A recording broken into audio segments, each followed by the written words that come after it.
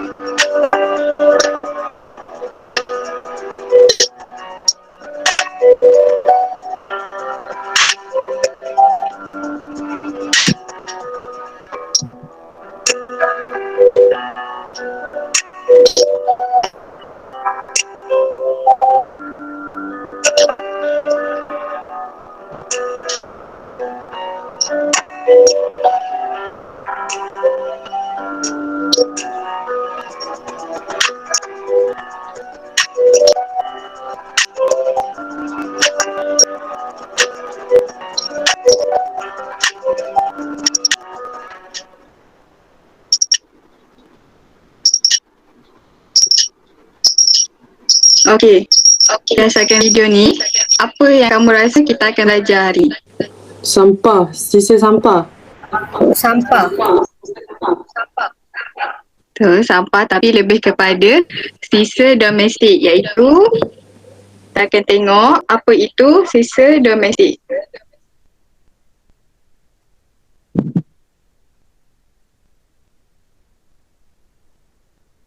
Okey, siapa tahu apa itu sisa domestik? Tak tahu. Bahan-bahan organik. Bahan-bahan organik, okey, ada juga. Okey, sisa domestik adalah maksud dia sisa yang terhasil daripada kawasan perumahan. Maksudnya kalau sampah-sampah yang daripada rumah kamu semua tu merupakan sisa-sisa domestik seperti apa biasanya kalau sampah kat rumah tu yang biasa sangat dibuang? Kulit pisang. Kulit pisang. Okey, itu betul juga. Sisa makanan. Okey, sisa yang terhasil ni, apa dia Aida? Sisa makanan. Sisa makanan, betul. Okey, biasanya sisa ni biasa dibuang kat rumah. Dia tak kisah sikit pun atau banyak tapi tetap ada daripada kawasan-kawasan perumahan. Okey, seterusnya kita akan belajar satu topik kecil. Yang pertama iaitu jenis-jenis sisa domestik. Okey, jenis-jenis sisa domestik ni terdapat dua jenis iaitu yang pertama adalah bahan organik. Bahan organik ni merupakan dia boleh diuraikan serta dilupuskan dan dihasilkan dari sumber haiwan dan juga tumbuhan.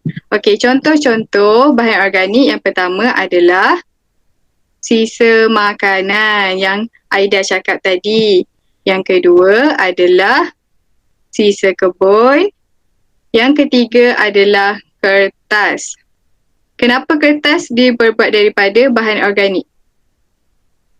Ada siapa Sebab boleh boleh jawab? dilupuskan. Saya. Sebab boleh Okey, dilupuskan. betul. Dan dia juga dihasilkan daripada tumbuhan. Okey, seterusnya kita akan tengok bahan bukan organik.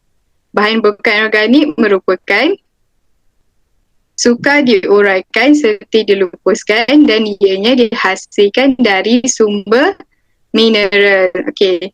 Contoh yang pertama adalah plastik. Yang kedua adalah tin. Yang ketiga adalah kaca. Okey, seterusnya kita akan kepada topik seterusnya. Sisa-sisa domestik yang terdapat di Malaysia. Okey, sisa domestik yang terdapat di Malaysia pun ada dua jenis, iaitu yang pertama ialah sisa pepejal. Okey, sisa pepejal antara contohnya ialah sisa pepejal yang pertama adalah sisa makanan.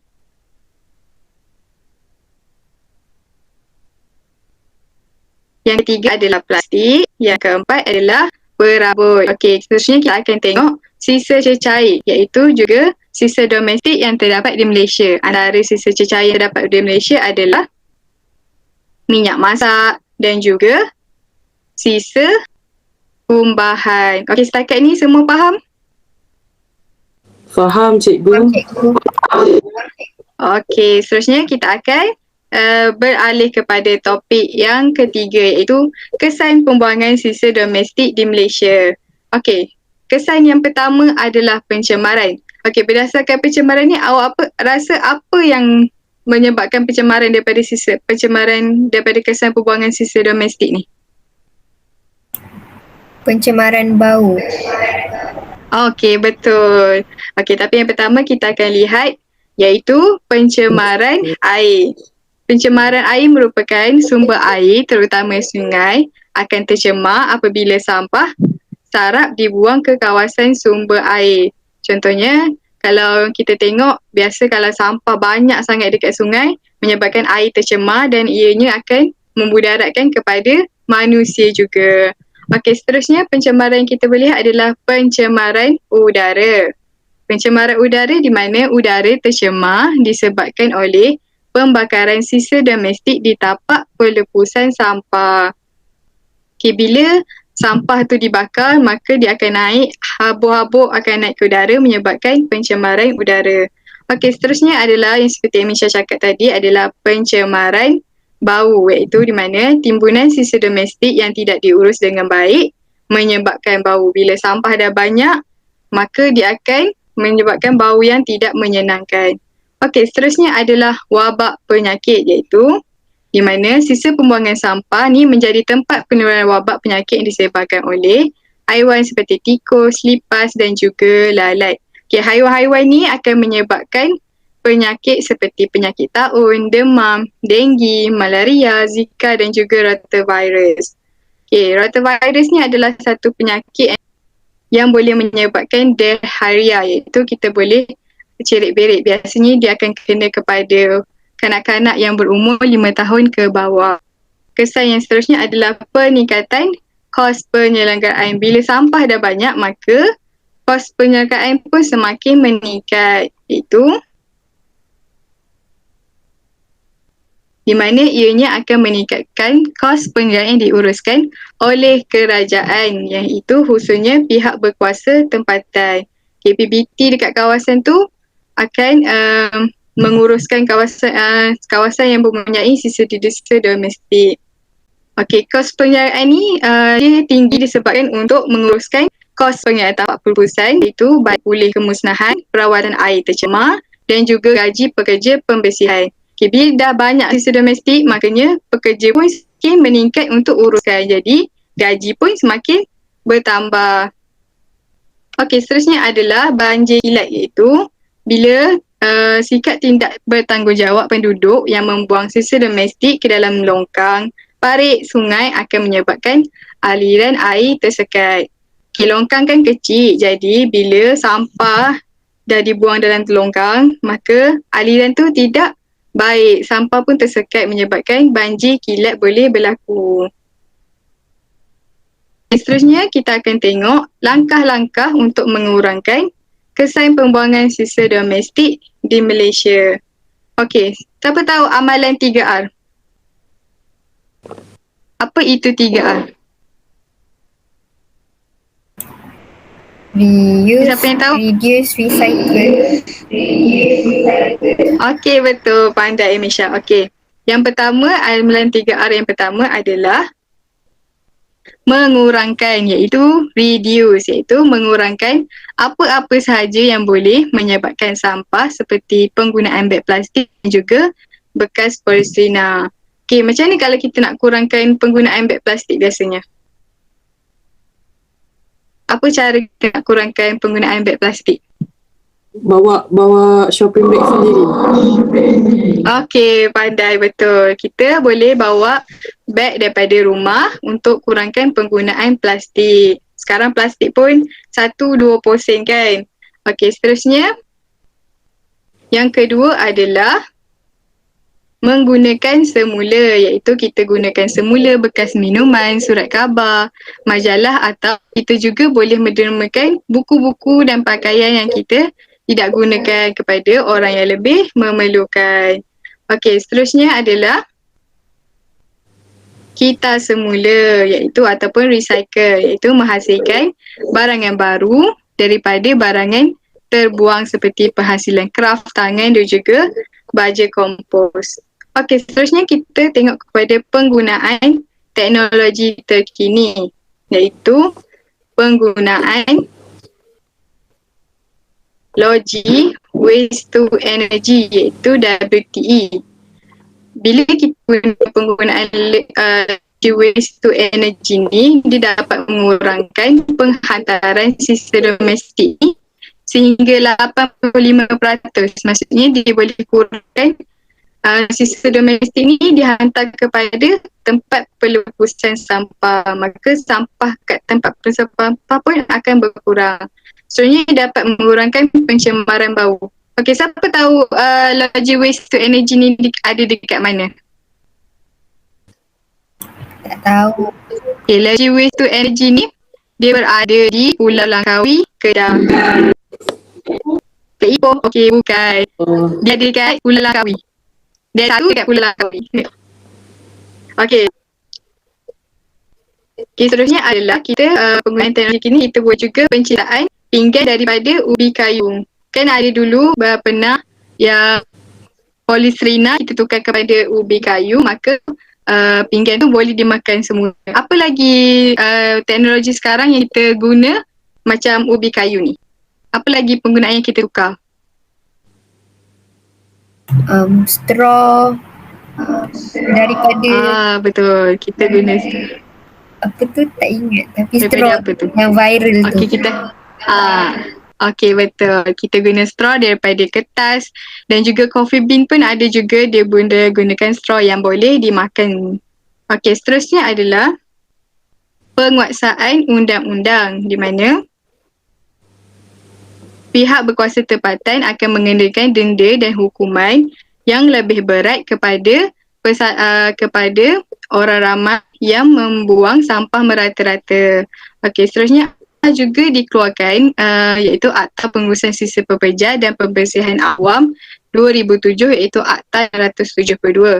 Seterusnya diperbaharui dengan Akta Pengurusan Sisa Pekerja dan Pembersihan Awam Akta 673.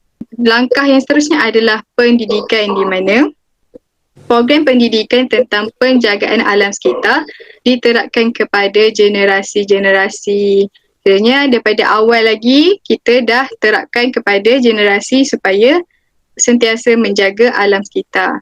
Okey, seterusnya pendidikan ni adalah menerusi pelajaran geografi dan juga sains macam kita belajar sekarang. Okey, seterusnya pelbagai aktiviti kita semula boleh dilaksanakan. Maksudnya bila aktiviti kita semula dilaksanakan, pelajar juga akan mendapat pelajaran daripada situ.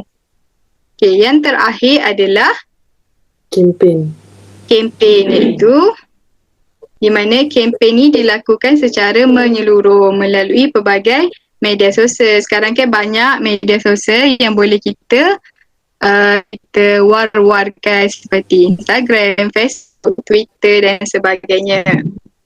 Okay, seterusnya adalah kempen yang kita dekat Malaysia ni jalankan adalah kempen kesedaran alam sekitar, kempen 3R dan kempen cintai sungai kita.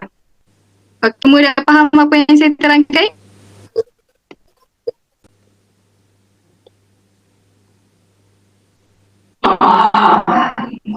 Okey, faham semua Okey, kita akan buat satu aktiviti buat latihan. Okey, ada cikgu bagi link kan dekat Telegram. Okey, awak boleh masuk link yang pertama tu, work wall tu dulu. Ada tak link dekat cikgu bagi dekat Telegram? Ada? Okey. Boleh masuk dulu, nanti kita baru start. Misha dah masuk? Belum. Sekejap. Okey. Dia terus keluar start cikgu? Dia terus start. Okey, belum. Misha dah masuk? Dah. Okey. Okey, sekarang ni awak boleh buat. Lepas tu nanti dekat dah last kali dia ada leaderboard. Nanti leaderboard tu awak tekan, awak tukar nama awak. So siapa yang pertama dia akan jadi yang pertama, siapa yang kedua dia akan jadi kedua. Okey, boleh mula sekarang. Boleh Saya tekan dah siap. leaderboard. Okey, Misha dah siap. Okey, Aida? Saya tinggal lagi satu je cikgu, saya tak jumpa. Tak jumpa. Okey, tinggal apa tu satu lagi? Tin. Okey dah. Okey. Okey, semua dah siap. Okey, kita akan teruskan kepada aktiviti yang kedua. Okey, nampak tak QR code ni? Awak boleh scan. Atau kalau tak boleh scan, cikgu ada lagi juga dekat Dah. Telegram, link dia. Awak boleh jawab kat situ. Okey, boleh jawab. Kalau dah masuk, boleh jawab.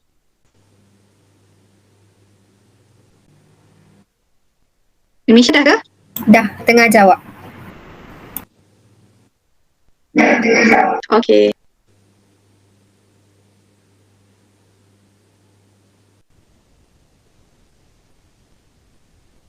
Dah cikgu. Okey, dah siap?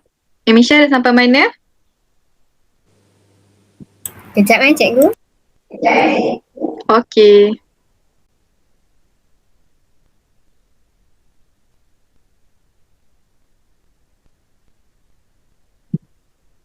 Okey, Dah semua dapat. dah jawab. Kita tengok. Okey, saya dah dapat. Okey, semua jawab betul soalan 1. Okey, soalan 2. Soalan 3 betul. Sisa makanan, sisa plastik, sisa kebun, minyak, sisa kumbahan. Okey. Okey, semua dah jawab.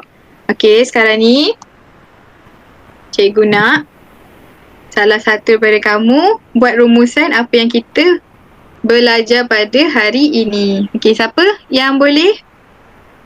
Apa yang kita belajar pada hari ini, rumusan hari ini? Siapa boleh rumuskan?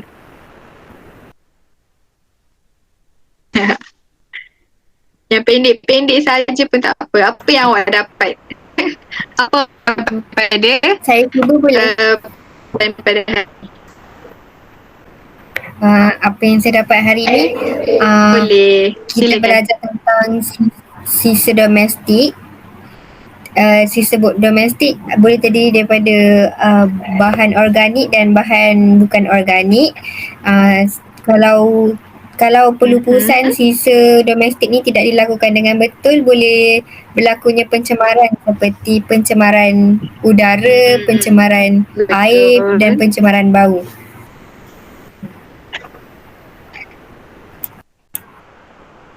Okey, betul. Terima kasih Misha. Okey Ayah, cikgu ada satu soalan kepada kamu.